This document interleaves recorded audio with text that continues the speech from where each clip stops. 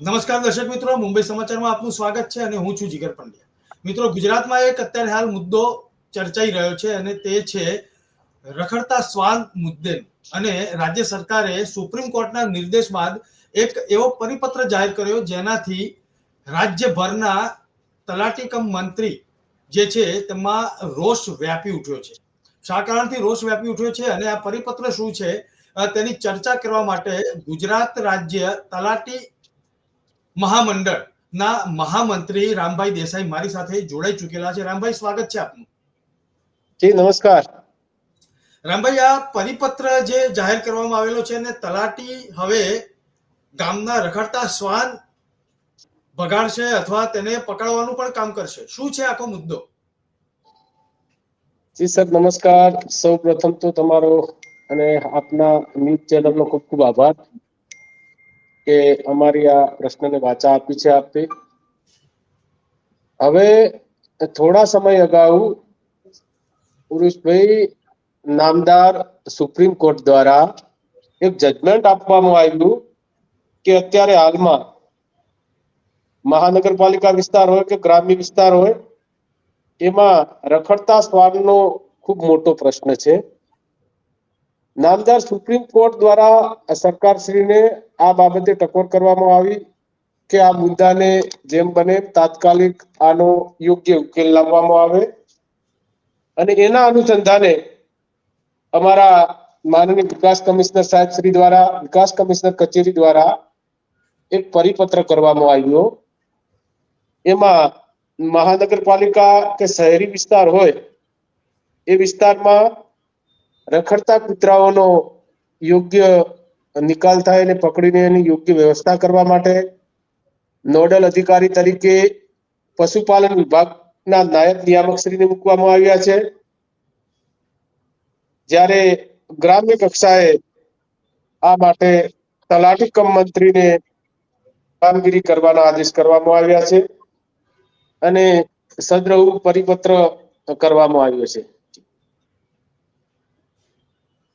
હવે આ પરિપત્ર તો કરવામાં આવ્યો, પરંતુ એમાં રામભાઈ જે પ્રશ્ન જે છે કે તલાટી કમ મંત્રી હવે ગામના કોઈ વ્યક્તિને કોઈ દાખલો કઢાવવો હોય અથવા કોઈ અન્ય સરકારી કામ હોય ગ્રામ પંચાયતનું જે તલાટી સંભાળતા હોય છે, સૌથી પહેલા તો એ સમજવું છે કે તલાટી પાસેની જવાબદારીઓ કેટલી હોય છે. ગ્રામ્ય કક્ષાએ તલાટી કમ મંત્રી એક પાયાની કેડર છે. ગ્રામ્ય કક્ષાએ કોઈ પણ કામની શરૂઆત થતી હોય ત્યારે સૌ પ્રથમ ગમે સરકારી કચેરી હોય એમાં તલાટી કમ મંત્રીની સાઈનનો આગ્રહ રાખવામાં આવે છે. તલાટી કમ મંત્રીનું મૂળભૂત કાર્ય એ છે કે ગ્રામ્ય કક્ષાએ ગામ લોકોને પંચાયતની માળખાકીય સુવિધાઓ પૂરી પાડવી, પંચાયતના વિકાસ કાર્યો કરવા, એ સિવાય રેવન્યુને લગતું પણ કામ આપણા ગુજરાતમાં હાલમાં તલાટી કમ મંત્રી કરી રહ્યા છે. સરકારની વિવિધ યોજનાઓ છે એ તમામ યોજનાઓને ગ્રામ્ય વિસ્તારમાં છેવાડાના માણસ સુધી પહોંચાડવાનું કાર્ય જો કોઈ કરી રહ્યા હોય તો એ તલાટી કમ મંત્રી દ્વારા કરવામાં આવે છે. અત્યારે હાલમાં મારા ખ્યાલથી 300 થી પણ વધારે યોજનાઓ છે જેમાં સીધા તલાટી કમ મંત્રી સંકળાયેલા છે. જેમ કે કોઈ પણ ગરીબ લાભાર્થીને જ્યારે સરકારશ્રીની ગાઈડલાઈન મુજબ મકાનનું કામ આપવું હોય તો પણ તલાટી કમ મંત્રીથી શરૂઆત થાય છે.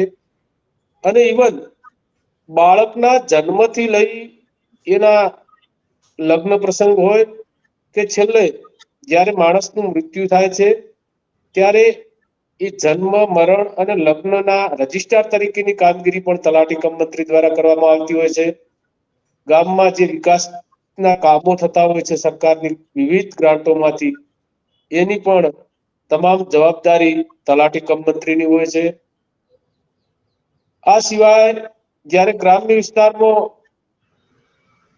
ડિઝાસ્ટરને લગતી કામગીરી હોય ત્યારે પણ એ સંપૂર્ણ કામગીરી તલાટી કમ મંત્રી કરતા હોય છે. આપના ધ્યાનમાં પણ હશે કે તાજેતરમાં હમણાં જ્યારે ગુજરાતમાં અતિવૃષ્ટિ અને પૂરની પરિસ્થિતિ સર્જાઈ ત્યારે લોકોને પાણીમાંથી કાઢવાનું ગ્રામ્ય વિસ્તારમાં કામ જો કોઈ કર્યું હોય તો તલાટી કમ મંત્રીએ કર્યું છે. તમામ પ્રકારના જેમાં જમીનનું ધોવાણ હોય, પાક નિષ્ફળ હોય, મકાન નુકસાની હોય, પશુ મૃત્યુ સહાય હોય કે માનવ મૃત્યુ થયું હોય તો એના સર્વેની કામગીરી, એની તમામ દરખાસ્ત તાલુકા પંચાયત મારફત સરકારશ્રીમાં પહોંચાડવાની કામગીરી પણ ગ્રામ્ય કક્ષાએ જો કોઈ કરી હોય તો એ તલાટી કમ મંત્રી દ્વારા કરવામાં આવતી હોય છે, અને અત્યારે હાલ પણ ચાલુ છે આ કામગીરી. રામભાઈ, એ સમજવું છે કે આ બધી જ જવાબદારી અને એક આ વધારાની જવાબદારી તલાટી કમ મંત્રી પર જ્યારે આપવામાં આવી હોય, આ તો અત્યારે એક મુદ્દો આવ્યો રખડતા શ્વાનનો, અને આ એક જવાબદારી આપવામાં આવી નામદાર સુપ્રીમ કોર્ટના આદેશ અનુસાર. પરંતુ અત્યાર સુધી એવું તો નથી કે કોઈ પણ ગ્રામ્ય કક્ષાએ અથવા તો ગામમાં રખડતા શ્વાન નહીં હોય અથવા તો હડકાયા શ્વાન ફરતા નહીં હોય. તો એ વખતે કોની જવાબદારી હતી? એ વખતે શું વ્યવસ્થા હતી? ખરેખર આમાં એવું હોય છે, કોઈ હડકાયું શ્વાન હોય, રખડતા શ્વાન હોય કે આપણા ગીર બરડા અને ગીરના જંગલની આજુબાજુ ગ્રામ્ય વિસ્તારમાં જ્યારે સિંહ કે દીપડાઓ ગ્રામ્ય વિસ્તારમાં દેખાતા હોય છે ત્યારે ઓલરેડી આ જવાબદારી વન વિભાગની અને પશુપાલનની હોય જ છે. જી એને પકડીને એનો યોગ્ય નિકાલ કરવાનો હોય છે, એને જંગલમાં છોડવાના હોય છે કે એના રિઝર્વ જો કોઈ વિસ્તાર હોય તો એને વન વિભાગ એને પકડીને યોગ્ય નિકાલ કરતું જ હોય છે. નામદાર સુપ્રીમ કોર્ટ દ્વારા જે નિર્દેશ કરવામાં આવ્યો છે, જે પણ આવકારદાયક છે. અત્યારે હાલમાં સમગ્ર ગુજરાતમાં રખડતા કૂતરાઓનો ત્રાસ વધી ગયો છે, પરંતુ એનો અર્થ એ નથી કે આ કામગીરી જેનો વિષય જ નથી લાગતો, પશુ સાથે જેને કોઈ લેવા દેવા નથી, એવા તલાટી કમ મંત્રીને આ કામગીરી સોંપી દેવાય. કારણ કે તલાટી કમ મંત્રી એક વહીવટી પાયાનો કર્મચારી છે. એને જંગલી પશુઓ કે પાલતુ પશુઓ કઈ રીતે પકડવા, એનો કઈ રીતે નિકાલ કરવો એ બિલકુલ અનુભવ હોતો જ નથી, અને એની જોગચાટમાં પણ આ હોતું નથી, અને એને ક્યારે જરૂર પણ પડતી નથી. એટલે જે આ પરિપત્ર કર્યો છે એમાં એ જવાબદારી ખરેખર જે ડિપાર્ટમેન્ટને આ વિષય લાગતો હોય એને કરવાની હોય છે.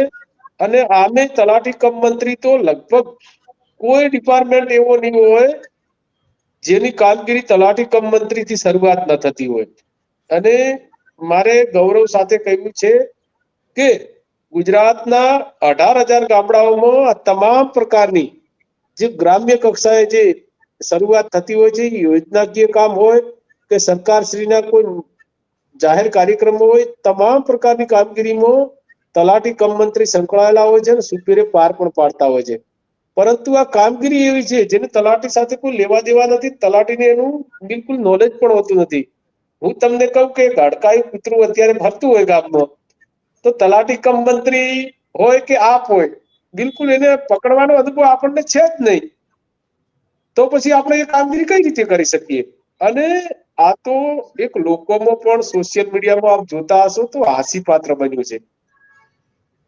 તલાટી માટે પણ હાસ્યપાત્ર બન્યું છે, અને જે વિભાગે આ પરિપત્ર કર્યો છે એના માટે પણ તમે સોશિયલ મીડિયામાં જોતા હશો તો એની બિલકુલ બહુ નેગેટિવ સોશિયલ મીડિયામાં રીલ્સ આવતી હશે. એટલે મને લાગે છે ત્યાં સુધી આ એક ગેરસમજ થઈ છે ને એના કારણે આ પરિપત્રમાં તલાટી કમ મંત્રીનો ઉલ્લેખ કરવામાં આવ્યો છે. હવે આ આખો જે મુદ્દો છે તે એ રીતે આખો ચર્ચાઈ રહ્યો છે રાજ્યભરમાં કે હવે મહામંડળ જે છે, તલાટી મહામંડળ, તેને આપે રજૂઆત કેવા પ્રકારની કરી, શું માંગણીઓ કરી છે? કે સમજો કે આ જવાબદારી કદાચ નિભાવવાની આવે તો સરકારશ્રી તરફથી કેવી તમને સપોર્ટિંગ સિસ્ટમ મળે, અથવા તો આ જવાબદારી અમે નહીં કરીએ, આપે શું માંગણી કરી છે? અમે 3/12/2025 ના રોજ માનનીય વિકાસ કમિશનર સાહેબ, ઇવન માનનીય આપણા ગુજરાતના મુખ્યમંત્રી સાહેબ અને તમામ વિભાગોને અમે જાણ કરી છે કે આ કામગીરી કરવાનો બિલકુલ અનુભવ તલાટી કમ મંત્રીને હોતો નથી ને આ કામગીરી કરી પણ ન શકે. તલાટી પાસે અત્યારે એક કરતા વધારે ગામડા હોય છે. અત્યારે સરકારશ્રીની એટલી બધી યોજનાઓ છે. અત્યારે ફ્લડની કામગીરી ચાલે છે, ખેડૂતોને સહાયની કામગીરી ચાલે છે, પાક નિષ્ફળ સર્વે હોય, જમીન ધોવાણ, BLOમાં પણ અમે આસિસ્ટન્ટ, બીએલઓ તરીકે અત્યારે એસઆઈઆર માં કામ કરી રહ્યા છીએ, ત્યારે તલાટી કમ મંત્રી એ ગામમાં કૂતરાઓની પાછળ પાછળ જઈને કૂતરાઓને શોધવાનું કામ કરી શકે એવી પરિસ્થિતિમાં છે જ નહીં. કૂતરાઓને પકડી શકે એવું કોઈ એના પાસે નોલેજ છે નહીં. અને આ કામગીરી માટે હકીકતમાં તો સરકારશ્રીના વિવિધ વિભાગોમાં એની જોગવાઈઓ છે. વન વિભાગ હોય, પશુપાલન વિભાગ હોય કે બીજી પણ કોઈ વ્યવસ્થા કરી શકે છે. એટલે વિકાસ કમિશનર સાહેબ શ્રી દ્વારા જે પરિપત્ર થયો છે એ પરિપત્રમાં અમે સ્પષ્ટ રજૂઆત કરી છે કે આ કામગીરી તલાટી કમ મંત્રીને સોંપવામાં આવે નહીં, અને જે તે લાગુ પડતા વિભાગને આ કામગીરી સોંપવામાં આવે એવી અમે સ્પષ્ટ માગણી કરી છે. અને મને લાગે છે ત્યાં સુધી એ પરિપત્રમાં સુધારો પણ માનનીય સાહેબ શ્રી દ્વારા કરવામાં આવશે. આપને આશા છે કે આ સુધારો કરવામાં આવશે, પરંતુ મારે એ પણ સમજવું છે કે જેમ શહેરી કક્ષાએ આખું એક ડિપાર્ટમેન્ટ અલગ હોય છે, આ રખડતા શ્વાન માટેની વાત હોય અથવા તો રખડતા જે ઢોર છે તે મુદ્દા માટે આખું એક ડિપાર્ટમેન્ટ અલગ હોય છે અને તે કામગીરી કરતું હોય છે. ગ્રામ્ય કક્ષાએ અત્યારે હાલ કેવી પરિસ્થિતિ છે? કોઈ અલગ વ્યવસ્થા ખરી કે કોઈ વ્યવસ્થા જ નથી? નહીં, એવું નથી. ગ્રામ્ય વિસ્તારમાં ગ્રામ પંચાયતમાં આની કોઈ અલગથી વ્યવસ્થા હોતી નથી, પરંતુ તાલુકા કક્ષાએથી દરેક ગ્રામ્ય વિસ્તારમાં પશુપાલન વિભાગનું ડિપાર્ટમેન્ટ હોય જ છે. એમાં 1-2 ગામ હોય એના કર્મચારીઓ પણ હોય છે. વધુમાં જે અભયારણ્યો છે એમાં પણ વન વિભાગના કર્મચારીઓ હોય છે અને એના મેન પાવર પણ હોય છે. એટલે ગ્રામ્ય વિસ્તારમાં પણ આપ જોતા હશો ઘણી વખત જ્યારે અવારનવાર દીપડાઓ ઘૂસી જતા હોય છે ગામમાં, ત્યારે પણ એ વન વિભાગ દ્વારા એને પાંજરે પૂરવાની, એને પકડવાની વ્યવસ્થા કરવામાં આવતી જ હોય છે. એટલે સરકાર શ્રી પાસે વ્યવસ્થા નથી એમ ન કહી શકાય, પરંતુ જે હાલમાં કામગીરી સોંપી છે ને એ બહુ થોડું ઉતાવળેથી તલાટી કમ મંત્રીને સોંપવામાં આવી છે. આ ઉતાવળે સોંપવામાં આવી છે અને આપે એનો વિરોધ કર્યો. કેટલા હા, દિવસ સુધીની આપણે માંગ કરી છે કે અમારો આ માંગ સ્વીકારો, નહીં તો અમે તમે બીજું કોઈ સ્ટેપ વિચારેલું છે કે આંદોલન કરીશું અથવા તો અમારી આ માંગ સ્વીકારવી જ પડશે, અમે આ કામ નહીં કરીશું? કેવા પ્રકારની માંગણી કરેલી છે? અમે અમારો જે પત્ર માનનીય વિકાસ કમિશનર સાહેબને અને સીએમ સાહેબને જે લખ્યો છે એમાં અમે સ્પષ્ટ લખ્યું છે કે આ કામગીરી તમે અન્ય વિભાગને, જે લાગુ પડતો વિભાગ છે એને સોંપવામાં આવે. આ કામગીરી અમે સદંતર કરી શકીશું નહીં અને આ કામગીરી અમારા દ્વારા થશે પણ નહીં. એમાં એવો ઉલ્લેખ સ્પષ્ટ કરી દીધો છે. અને જી રામભાઈ, આ આખી વાતમાં આપે એ સ્પષ્ટ કર્યું છે કે આ કામગીરી અમે નહીં સંભાળી શકીએ.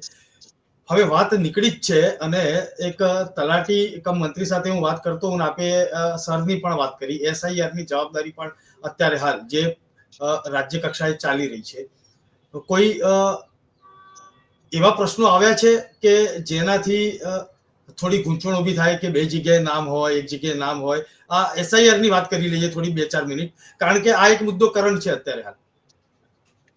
એસઆઈઆર માં બહુ સારી કામગીરી છે.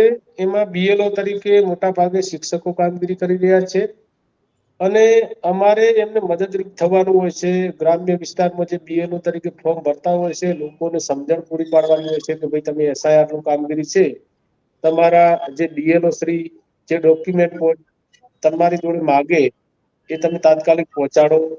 અને એમાં એવું છે કે કોઈ પણ મતદાર યાદીમાંથી સાચો મતદાર યાદીમાંથી રહી ન જાય, અને ક્યાંક ભૂલચૂક હોય અને એનું 2 જગ્યાએ કદાચ નામ ચાલતું હોય તો એનું ખરેખર જ્યાં વતન છે ત્યાં જ એનું નામ એક જ જગ્યાએ ચાલે એવી સરસ વ્યવસ્થા આ એસઆઈઆર માં થયેલી છે.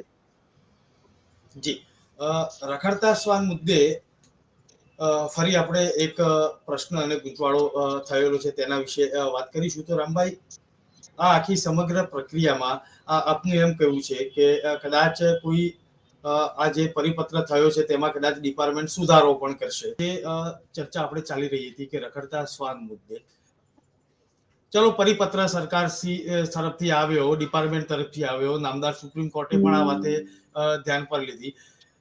અત્યાર સુધીના અનુભવ પ્રમાણે ગામમાંથી આવી કોઈ ફરિયાદ આવી છે ખરી? ભલે આ પરિપત્ર અત્યારની વાત છે, ભૂતકાળમાં કોઈ એવી ફરિયાદ આવી છે કે ગામમાં એક શ્વાન અડકાયું થયું છે અને તેનો નિકાલ કરો? તે વખતે મતલબ ગ્રામ પંચાયતમાં તે ફરિયાદ આવતી હોય છે કે ક્યાં જતી હોય છે?